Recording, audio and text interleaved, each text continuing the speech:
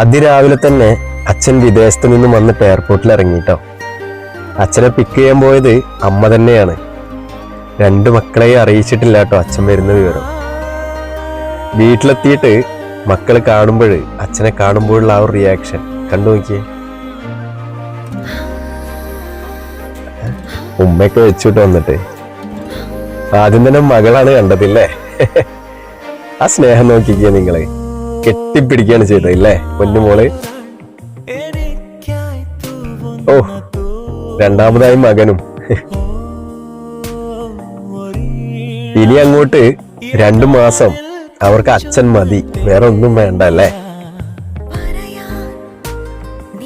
സ്നേഹം നോക്കിക്കേ.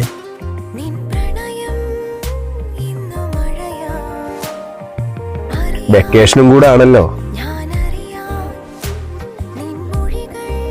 ഇനി അങ്ങോട്ട് അടിച്ചുപൊളി മാത്രം അല്ലേ.